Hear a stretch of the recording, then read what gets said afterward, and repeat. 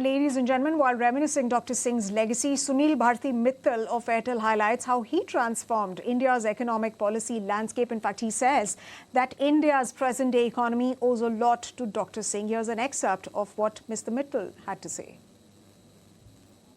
Big loss for the nation, there's no question. I personally feel very saddened. I must say I've had the benefit of having his personal warmth and engagement from time to time on many matters. As I grew up in business entity, and he was always very generous and kind with his time. I had the pleasure of traveling with him to multiple countries as a part of the CEO group, India group of CEOs, whether it was US, multiple times, Russia, Japan, indeed UK, and many other countries. And I saw in China as well, and I saw him in action in these forums, and how he held his ground, remarkable fortitude and foresight in dealing with some of these issues. I mean, we all know his economic reforms are legendary. People like me would have not have been in my position today had the 91-92 reforms not unshackled the burden of regulations and licensing Raj and lowered the barriers to import and FDI.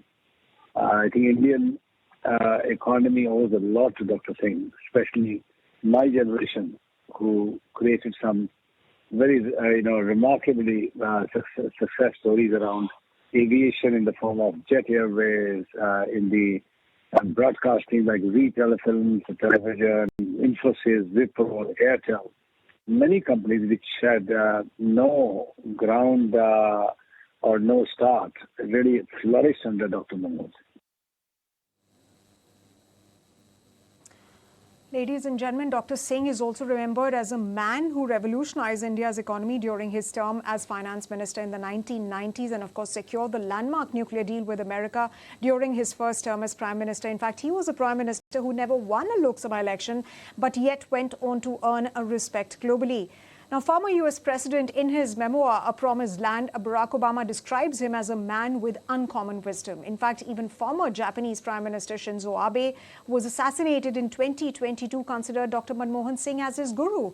So as we bid farewell to a visionary leader, we honor his unparalleled legacy and hold close his contributions to our heart. In fact, ladies and gentlemen, as we slip into a quick break, let's take a look at this report on the legacy of Mr. Singh.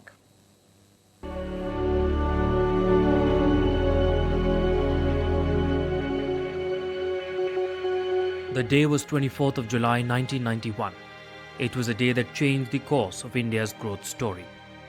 One that made every Indian dream big.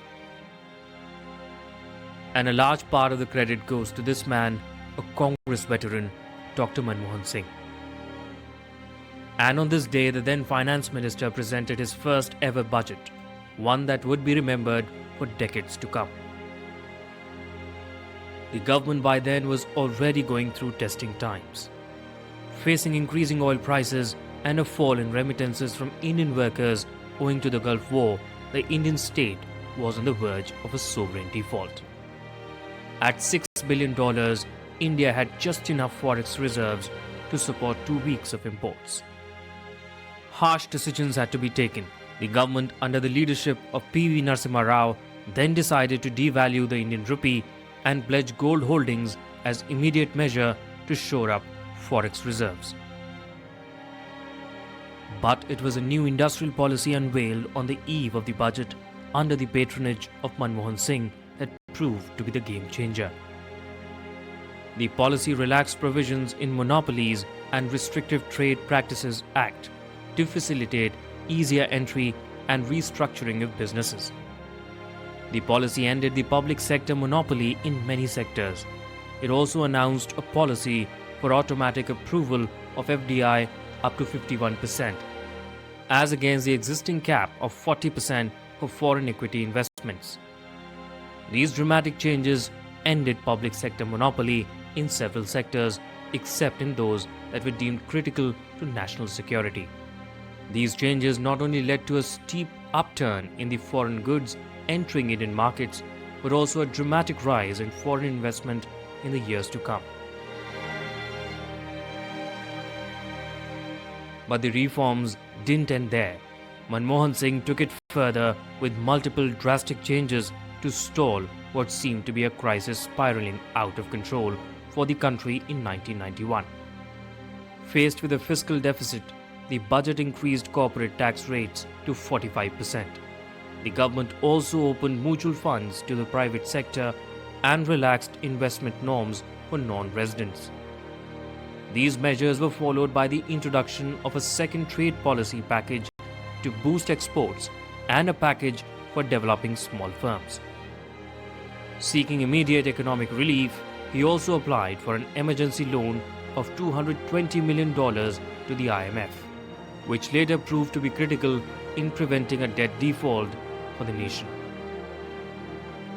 As the Finance Minister, Dr. Manmohan Singh took drastic measures which not only rescued the nation but also propelled India into rapid economic growth.